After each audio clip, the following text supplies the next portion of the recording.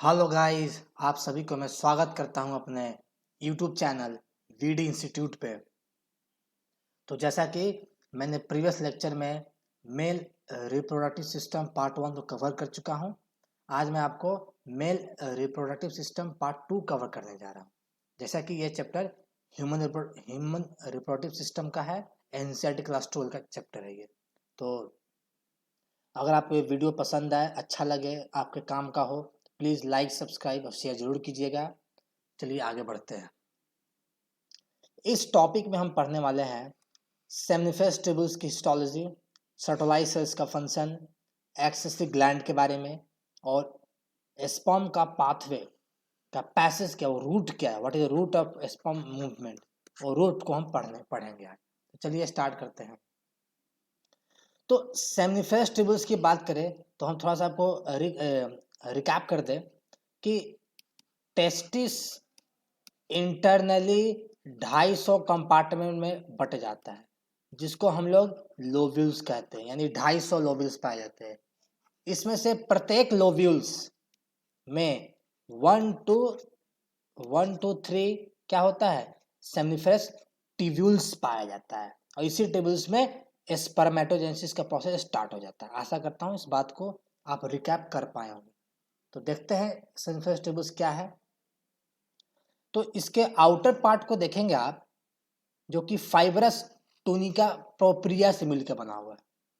Inner part की बात करेंगे तो इनर पार्ट में 2 प्रकार का सेल पाया जाता है। स्पर्मेटोजेनिक सेल्स जो स्पर्मेटोगोनिया को बनाता है, और स्पर्मेटोगोनिया से क्या बनता है, स्पर्म बनता है। जब आपको हम स्पर्मेटोजेनेसिस का चैप्टर पढ़ाएंगे उसमें इसको अच्छे से डील करेंगे, ठीक है। ये क्यूबॉइडल जर्मिनल एपिथेलियम का बना होता है स्पर्मेटोजेनिक सेल्स। आपका जो स्पर्मेटोजेनिक सेल्स है ये क्यूबॉइडल जर्मिनल एपिथेलियम का बना हुआ है। आशा करता हूं आप समझ पा रहे हैं। इसमें आपके पास सर्टोलाइज सेल्स या सस्टेंटिकुलर सेल्स भी पाए जाते हैं सेमनिफेरस ट्यूब्यूल्स में, जो कि कॉलुमिनर सेल्स होता है, क्योंकि इस सेल्स की कैरेक्टरिस्टिक्स होती है कि यह सिक्रीशंस में पार्टिसिपेट करता है, ठीक है। इसमें भी सेल्स होता है। अपार्ट फ्रॉम दैट, जब आप सेमनिफेरस ट्यूब्यूल्स के आउटसाइड एरिया को देखेंगे वहाँ कुछ स्पेस होते हैं जिसको इंटरस्टिशियल स्पेस कहते हैं। ये स्पेस आपका इसमें इंटरस्टिशियल सेल्स होता है या लेडिंग सेल्स होता है, ठीक है। ये सेल्स क्या करते हैं, ये सेल्स एंड्रोजन को बनाते हैं और सिक्रेट करते हैं। इसमें जो एंड्रोजेंस क्या है, ये मेल हार्मोन्स है जो एस्ट्रोइडल नेचर में होता है, लिपिड सॉल्युबल भी है ये। उसमें जो मेन जो प्रिंसिपल एंड्रोजेंस होता है उसका नाम है टेस्टोस्टेरोन, क्योंकि यही टेस्टोस्टेरोन बाकी अदर हार्मोन्स में कन्वर्ट हो सकता है, जैसे कि एस्ट्रोजन, ये टेस्टोस्टेरोन एस्ट्रोजन में भी कन्वर्ट हो सकता है। तो ये जो एंड्रोजन सिक्रेट किया गया लेडिंग सेल्स या इंटरस्टिशियल सेल्स के द्वारा, किसके प्रेजेंस में, कौन इन्फ्लुएंस किया इसको एलएच ने इन्फ्लुएंस किया। एलएच क्या है, एक हार्मोन्स है जिसको एंटीरियर पिट्यूटरी ने सिक्रेट किया। तो एंटीरियर पिट्यूटरी को किसने स्टिमुलेट किया कि तुम एलएच सिक्रेट करो, इसको जीएनआरएच ने स्टिमुलेट किया। ये क्या है, गोनाडोट्रोपिन रिलीजिंग हार्मोन्स ने। यह कौन सिक्रेट करता है, यह आपका हाइपोथैलेमस सिक्रेट करता है। तो ये पूरा एक सीक्वेंस चलता रहता है। इस इंटरस्टिशियल स्पेस में ब्लड वेसल्स भी पाए जाते हैं जिनको सप्लाई करता है ब्लड का सर्कुलेशन। चलिए इस बात को आशा करता हूँ आप समझ पा रहे हैं। आगे बढ़ते हैं। चलिए जो मैंने आपको बताया सेमनिफेरस ट्यूब्यूल्स के बारे में उसको डायग्राम में देख ले। तो ये एक सेमनिफेरस ट्यूब्यूल्स के बारे में आपको दिखाया जा रहा है। इसके अंदर देखिए ये स्पेस है जिसको इंटरस्टिशियल सेल्स यहाँ पाया जाता है।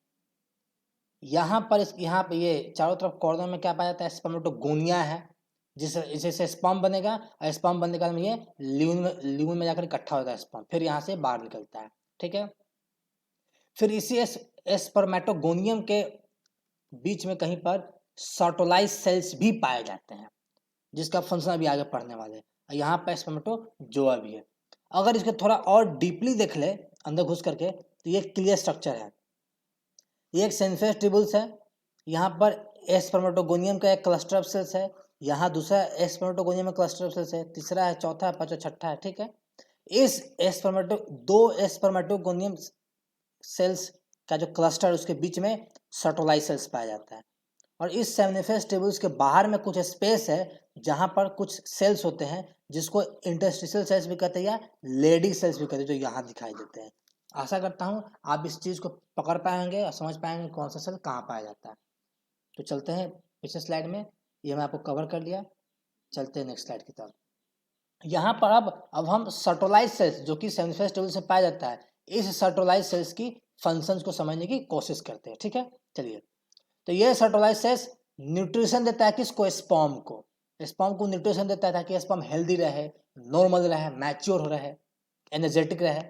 तो चूंकि ये न्यूट्रिशन दे रहा है इसलिए सर्टोलाइज सेल्स को कभी कभी नर्स सेल भी कहा जाता है। ठीक है, ये सर्टोलाइज सेल्स फैगोसाइटोसिस भी करता है, यानी इसके पास फैगोसाइटोटिक नेचर है, जिसके द्वारा ये क्या करता है, किसी भी एनिमी को, कोई भी एनिमी होगा या डेड सेल्स को, यहाँ डेड स्पर्म सेल्स है, इसको ये खा जाता है, हटा देता है, ताकि आपका डेड स्पर्म सेल्स दूसरे नॉर्मल स्पर्म सेल्स को ये डिस्ट्रॉय नहीं कर पाए, उसको इन्फेक्ट नहीं कर पाए, इसलिए इसको किल कर दिया जाता है। ठीक है, प्लस आप देखेंगे कि इस सर्टोलाइज सेल्स में आपका कुछ ब्लड टेस्टिस बैरियर होता है। ये सर्टोलाइज सेल्स है, यहाँ से इसके बीच में ब्लड टेस्टिस बैरियर है, यानी ब्लड यहाँ है, टेस्टिस इसके बीच में बैरियर बन जाता है, बैरियर। ठीक है, इस बैरियर का क्या काम है? यह बैरियर करता क्या है? यह बैरियर प्रिवेंट करता है, रोकता है किसी प्रकार का इम्यून रिस्पॉन्स का, जो इम्यून रिस्पॉन्स आपका स्पर्म के खिलाफ रेज होने का चांस रहता है। क्योंकि अगर इम्यून रिस्पॉन्स आपके स्पर्म के खिलाफ रेज हुआ तो उसके खिलाफ एंटीबॉडी बन जाएगा, फिर स्पर्म को किल कर देगा। इसी बात को थोड़ा डायग्राम से समझ लेते हैं। चलिए आगे नेक्स्ट स्लाइड में, यहाँ देखिए, ये इंटरस्टिशियल सेल्स है, ये ब्लड कैपिलरी है, यहाँ से ब्लड बेसमेंट मेम्ब्रेन को होते हुए अंदर की तरफ आएगा। तो यहाँ ये क्या है, स्पर्मेटोगोनियम से यहाँ से स्पर्म बनता है। तो देखिएगा, यहाँ देखिए, ये आपका ब्लड टेस्टिस बैरियर होता है। ठीक है, यहाँ ये बैरियर है, बहुत जगह बैरियर्स होता है। यहाँ पे एक्चुअली क्या है, ये टाइट जंक्शंस है। तो जब ब्लड आएगा अंदर, तो ये टाइट जंक्शन डिसाइड करता है कि ब्लड में से किस प्रकार के कंपोनेंट को अंदर लिया जाए जो स्पर्म के लिए लाभदायक हो, एडवांटेजियस हो, उनको आने देता है, और बाकी सब खास करके इसके इम्यून सेल्स को यहाँ नहीं आने देता है। अगर इम्यून सेल्स ब्लड से अगर यहाँ आ गया तो क्या करेगा, इस स्पर्म के खिलाफ एक एंटीबॉडी बना देगा, और ये एंटीबॉडी क्या करेगा, स्पर्म्स को किल कर सकता है। इसलिए स्पर्म को बचाने के लिए ब्लड टेस्टिस बैरियर होना बहुत जरूरी है, जिसका बेसिस होता है आपका सर्टोलाइज। आशा करता हूँ आप समझ पा रहे हैं, आगे बढ़ते हैं। इसमें अगर हम देखा जाए तो ये सर्टोलाइज सेल्स दो हार्मोन रिलीज करते हैं, एक है इनहिबिन हार्मोन्स, दूसरा है एंटी म्यूलेरियंस हार्मोन्स। ठीक है, अब समझते हैं, थोड़े ब्रीफ में समझ लेते हैं कि ये इनहिबिन हार्मोन्स करता क्या है। ये इनहिबिन होता क्या है, जब आपके सेमिनिफेरस ट्यूब्यूल्स में स्पर्मेटोजेनेसिस का रेट काफी ज्यादा हाई हो जाता है, यानी स्पर्म काफी ज्यादा अमाउंट में बनना शुरू हो जाता है, तब आपका सर्टोलाइज सेल्स इनहिबिन को रिलीज करेगा। ये इनहिबिन जाता है और जा करके LH-FSH का सिक्रीशन को डाउन कर देता है। जैसे ये डाउन करेगा तो क्या होगा, LH-FSH कम निकलेगा, जिस कारण से स्पर्मेटोजेनेसिस का रेट डिक्रीज हो जाएगा, क्योंकि इनका ही रोल होता है स्पर्मेटोजेनेसिस के रेट को इन्हांस करने के लिए। ये रेट डाउन हो जाएगा, स्पर्म एक्सेस बनना कम हो जाएगा, ये काम होता है इनहिबिन का। ठीक है, जब हम आगे पढ़ेंगे रिप्रोडक्टिव मेल हार्मोन्स में, इसको और डिटेल में डायग्राम को थोड़ा देखा जाएगा। दूसरा हार्मोन्स होता है AMH, इसको हटा दे पहले हम। AMH है, इसका नाम है एंटी म्यूलेरियन हार्मोन। अब सबसे पहले समझते हैं ये म्यूलेरियन क्या चीज है, व्हाट इज म्यूलेरियन। तो दो डक्ट होता है, अगर हम डेवलपमेंट की तरफ पीछे चले, दो डक्ट होता है, एक होता है म्यूलेरियन डक्ट, दूसरा होता है उल्फियन डक्ट।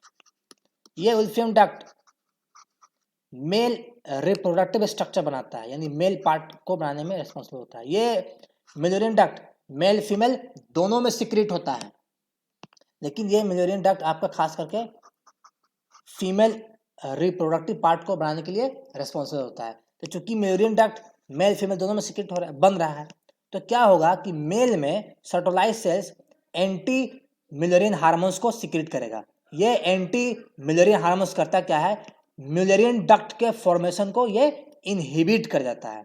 जैसे ही म्यूलरियन डक्ट का फॉर्मेशन इनहिबिट होगा मेल में, क्या होगा, मेल में फीमेल रिप्रोडक्टिव स्ट्रक्चर नहीं बनेगा और वुल्फियन डक्ट को प्रमोट कर दिया जाएगा ताकि ये जाकर के मेल स्ट्रक्चर को बना पाए। इसी कारण से AMH रिलीज होता है। आशा करता हूँ आप समझ पा रहे होंगे। चलिए इसमें आगे बढ़ते हैं। प्लस ये सर्टोलाइसिस एस्ट्रोजेन का फॉर्मेशन करता है टेस्टोस्टेरोन से, क्योंकि ये हेल्प करता है आपके स्पर्मेटोजेनेसिस में भी हेल्प करता है। FSH ये सर्टोलाइसिस को क्या करेगा, फैसिलिटेट करेगा कि आप कुछ फैक्टर सिक्रेट करें, जो फैक्टर हेल्प करता है स्पर्मियोजेनेसिस में। क्या है स्पर्मियोजेनेसिस, तो क्या होता है स्पर्मियोजेनेसिस में कि जब आपका स्पर्मेटिड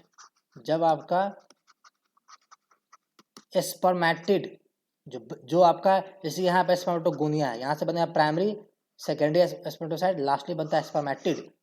इस स्पर्मेटिड जो कि ओवल शेप होता है, इस स्पर्मेटिड को हम कन्वर्ट करते हैं स्पर्म में, स्पर्म सेल्स में कन्वर्ट करते हैं, स्पर्मेटोजोआ में कन्वर्ट करते हैं, जो कि एक सिलेंडर शेप होता है इस तरह का। इसी process of conversion of spermatid to spermatozoa, इसी प्रोसेस ऑफ कन्वर्जन को कहते हैं स्पर्मियोजेनेसिस कहा जाता है। इसके लिए भी FSH का रिस्पॉन्सिबल होना बहुत जरूरी है। आशा करता हूँ इस बात को समझ पा रहे होंगे। आपको मैंने बताया था कि लेडिक सेल्स या इंटरस्टिशियल सेल्स पाए जाते हैं सिम्फिस ट्यूबुल्स के एडजेसेंट में। ये Leydig cells, interstitial cells LH के प्रेजेंस में क्या करेंगे, टेस्टोस्टेरोन को ये सिक्रेट करते हैं। ये टेस्टोस्टेरोन फर्दर मूव करेगा और जाएगा सिम्फिस ट्यूबुल्स के ल्यूमेन्स में, वहां जाकर के स्पर्मेटोजेनेसिस को सपोर्ट करेंगे। कैसे, जब ये टेस्टोस्टेरोन में जाएंगे, जब ये जाएंगे सिम्फिस ट्यूबुल्स में, तो वहां पर सिम्फिस ट्यूबुल्स क्या करता है, एक एंड्रोजेन बाइंडिंग प्रोटीन को सिक्रेट करता है in the presence of FSH and testosterone hormones. ठीक है, जैसे एंड्रोजन बाइंडिंग प्रोटीन रिलीज होगा, ये क्या है, एंड्रोजेन बाइंडिंग प्रोटीन, यानी ये प्रोटीन एंड्रोजेन जो यहाँ पर टेस्टोस्टेरोन है, इसके साथ ये ABP बाइंड करके क्या करता है, टेस्टोस्टेरोन के कंसंट्रेशन को हाई कर देता है, ऑप्टिमम लेके आता है, ताकि ये क्या करेगा, स्पर्मेटोजेनेसिस के प्रोसेस को ये सपोर्ट करता है। आशा करता हूँ इस बात को आप समझ पा रहे हैं। आगे बढ़ते हैं। यही फोटो में दिखाया गया है, ये आपका स्पर्मेटोजेनेसिस का सीक्वेंस ऑफ इवेंट है, जो आपको मैं स्पर्मेटोजेनेसिस के टॉपिक में इसको डिटेल में पढ़ाऊंगा। आप ओवरव्यू देख लीजिए। सबसे पहले स्पर्मेटोगोनियम बनता है, वहां से बनेगा प्राइमरी स्पर्मेटोसाइट, फिर बनेगा सेकेंडरी स्पर्मेटोसाइट, फिर बनेगा स्पर्मेटिड, लास्ट में बनता है स्पर्मेटोजोआ, जिसको स्पर्म भी कहते हैं। आशा करता हूँ आप समझ पा रहे हैं। आगे बढ़ते हैं। अब बात करते हैं एक्सेसरी ग्लैंड की बात करते हैं। किसकी बात करते हैं, एक्सेसरी ग्लैंड की बात करते हैं। इसमें 3 ग्लैंड है, seminal vesicle, prostate gland and Cowper's या बल्बो यूरेथ्रा ग्लैंड। चलिए इसका पोजीशन देख लेते हैं डायग्राम में, नेक्स्ट स्लाइड में। ये यूरिनरी ब्लैडर है, इसके पोस्टीरियर साइड में 2 पाए जाते हैं सेमिनल वेसिकल, दोनों यूरिनरी ब्लैडर के पोस्टीरियर साइड में 2 सेमिनल वेसिकल है। नीचे आप आएंगे तो यहाँ आप देखिए, ये आपका क्या है, ये आपका प्रोस्टेट ग्लैंड है, जो एक ही पीस में होता है। नीचे और आएंगे तो ये देखिए छोटा सा आपका बल्बो यूरेथ्रा ग्लैंड है, जो कि इस यूरेथ्रा के दोनों साइड, लेटरल साइड में ये पाया जाता है। आशा करता हूँ आपके इसके पोजीशन को समझ पाएंगे। चलते पीछे स्लाइड में। ये सेमिनल वेसिकल पाउच शेप में होता है, इसमें ग्लैंडो टिश्यू होता है। ग्लैंडो टिश्यू करता क्या है, ये सिक्रीशन में पार्टिसिपेट करता है, इसमें ये एक्सेसरी ग्लैंड जो होता है सेमिनल वेसिकल, ये सिक्रेट करेगा स्पर्मेटोजोआ एक्टिवेटिंग सब्सटेंसेस को, जैसे कि fructose, citrate, inositol, prostaglandins, calcium ions, hyaluronidase के एंजाइम्स है, जो ये मदद करता है ड्यूरिंग एक्रोसोमल रिएक्शन, जो बाद में पढ़ेंगे। और एक प्रोटीन है फाइब्रिनोजेन, इनका सिक्रेशन जरूरत है क्योंकि यही स्पर्मेटोजोआ को एक्टिवेट करते हैं। ठीक है, इसको याद रखिएगा, काफी इंपॉर्टेंट है, पेपर में पूछे जाते हैं। इसका pH एल्कलिन है। सीमेन का 70% पार्ट आपके सेमिनल वेसिकल का सिक्रेशन होता है। सीमेन क्या है, स्पर्मेटोजोआ यानी स्पर्म, उसको ले लीजिए। प्रोस्टेट ग्लैंड का सिक्रेशंस को ले लीजिए।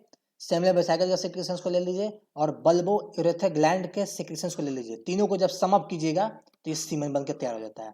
इसका सबसे इंपॉर्टेंट फंक्शंस क्या है? फीमेल रिप्रोडक्टिव ट्रैक्ट को में जो एसिडिटी ज़्यादा होता है वजाइना में, इसके एसिडिटी पार्ट को न्यूट्रलाइज करता है ताकि स्पर्म वहाँ पर ठीक से लॉन्च हो सके और आगे बढ़ सके। आशा करता हूँ आप समझ पा रहे हैं। आगे बढ़ते हैं। मैंने आपको यहाँ दिखा दिया position of all the accessory gland.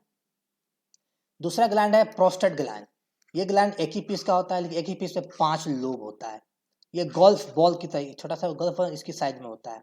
ये यूरिनरी ब्लैडर के नीचे पाया जाता है, अभी आपको दिखाया था मैंने। स्पॉन्जी नेचर में होता है। इसका सिक्रीशन साइट्रिक एसिड है, कैल्शियम आयन है, फॉस्फेट है। चूंकि एसिड आया तो ये पीएच इसकी एसिडिक हो गई, 7 से कम हो गया। इसमें क्लॉटिंग एंजाइम होता है फाइब्रिनोलाइसिन। ये क्लॉटिंग एंजाइम करता क्या है? स्पर्म को शुरुआती दौर में इसके मोबिलिटी को कम करने के लिए उसको कोएगुलेट कर देता है ताकि एनर्जी कंजर्व रहे। लेटर ऑन ये प्रो फाइब्रिनोलाइसिन टूट जाता है और टूट करके सीमेंट को फिर से लिक्विफाई कर देता है। ये जो आपका प्रोस्टेट ग्लैंड है, इसका सिक्रीशन मिल्की होता है, थिक होता है और जेल लाइक सब्सटेंशियल होता है। आशा करता हूँ इस बात को आप समझ पा रहे हैं। आगे बढ़ते हैं। तीसरा ग्लैंड है बल्बो यूरेथ्रल या काउपर्स ग्लैंड। ये संख्या में 2 होता है। ये आपके यूरेथ्रा के, ये यूरेथ्रा है, इसके लेटरल साइड में यहाँ पाया जाता है। ठीक है। पीएच 7.2 होता है। सिक्रीशन क्लियर म्यूकस है। ये करता क्या है? पेनिस को लुब्रिकेट करता है कि वहाँ किसी प्रकार का और एसिडिक इन्वायरमेंट है तो उसको हम न्यूट्रलाइज कर पाए। उससे क्या फायदा हमें है? कि स्पर्म मूव करने में आसानी होता है और स्पर्म डीएक्टिवेट नहीं हो पाता है। यहाँ पर आपका एक्सेसिव ग्लैंड खत्म होता है। अब सीमेन देख लेते हैं। सीमेन 3 से 4 ml में होता है। जब इजैकुलेट होगा तो पीएच 7.3 होता है। नॉर्मल काउंट सीमेन का क्या है कि 1 ml में 20 से लेकर के 120 मिलियन सेल्स होने चाहिए। एक बहुत इंपॉर्टेंट नोट है। एक क्वाइटस में जब एक बार सेक्सुअल इंटरकोर्स होता है, जब इजैकुलेशन होती है स्पर्म का, उसमें 200 से 300 ml स्पर्म रिलीज होता है। इस 200 से 300 ml का 60% के पास नॉर्मल शेप होना चाहिए। अब इस 60% का 40% जो होना चाहिए उसके पास प्रॉपर मोटिलिटी होनी चाहिए, तभी जाकर के ये फर्टिलाइजेशन कर सकता है, अदरवाइज नहीं करेगा। इसको नॉर्मल लेवल कहा जाता है फर्टिलाइज करने के लिए। आशा करता हूं आप समझ पा रहे हैं। आगे बढ़ते हैं। अब बात करते हैं स्पर्म का पाथवे क्या है, कैसे स्पर्म मूव करता है। उससे पहले देख रहे हैं एक्सेसरी डक्ट क्या क्या होते हैं हमारे पास। रीटर टेस्टिस जो यहाँ है, वाजा एफ्रेंसिया ये होगा ऊपर आने के बाद, एपिडिडाइमस, फिर आएगा वाजा डिफरेंसिया, ये होता है एक्सेसरी डक्ट होता है। आशा करता हूँ इस बात को आप समझ पा रहे होंगे। अब स्पर्म के पैसेज की बात करते हैं। इस सेमिनिफेरस ट्यूबुल्स में स्पर्म बना, ठीक है। यहाँ से आगे जाएगा, कलेक्ट होगा कहाँ? रीटर टेस्टिस में गया। वहाँ से जाएगा एफरेंट डक्ट में, जिसको वाजा एफ्रेंसिया कहते हैं। वहाँ से जाएगा आपके एपिडिडाइमस में जाएगा, ठीक है। वहाँ से जाएगा वाजा एफरेंसिया में, फिर जाएगा यूरिनोजेनिटल चैम्बर में जाएगा, फिर वहाँ से जाएगा यूरेथ्रा में, फिर जाएगा वजाइना में। ये एक पाथवे होता है स्पर्म के पैसेज का। इसको याद रखिएगा, पेपर में क्वेश्चन आता है। ये नीट 2019 या 20 के पेपर में आया भी था सवाल ये, तो इस बात को ध्यान से समझिएगा। आशा करता हूँ आप समझ पा रहे होंगे। आगे बढ़ते हैं। अब देखते हैं सेकेंडरी सेक्सुअल ऑर्गन्स क्या होता है, जो कि सेकेंडरी कैरेक्टर के रेस्पॉन्सिबल होता है, स्पर्म को पैसेज करने में हेल्प करता है। जैसे कि एक्सेसरी ग्लैंड हो गया, जेनिटल ग्लैंड हो गया, एक्सेसरी डक्ट हो गया, पेनिस भी उसी में आ जाता है। अब थोड़ा सा डेवलपमेंटल की बात कर लेते हैं कि मेल का जो सेकेंडरी सेक्स ऑर्गन्स होता है, जैसे कि epididymis, vas deferens, seminal vesicle, इसको बनाता कौन है? इसको बनाता है उल्फियन डक्ट या मेसोनेफ्रिक डक्ट, जो कि मेल स्पेसिफिक होता है। इस बात को याद रखिएगा, कभी कभी पेपर में डायरेक्ट पूछ देता है। तो ये लेक्चर ही समाप्त होता है। बहुत बहुत धन्यवाद आपका लेक्चर को सुनने के लिए। आपको अच्छा लगे, आपके रिक्वायरमेंट को ये फुलफिल कर रहा है, तो आप इसको ज़्यादा से ज़्यादा लाइक करें, शेयर करें और सब्सक्राइब करें। चलिए बाय बाय, फिर मिलते हैं अगले लेक्चर्स में।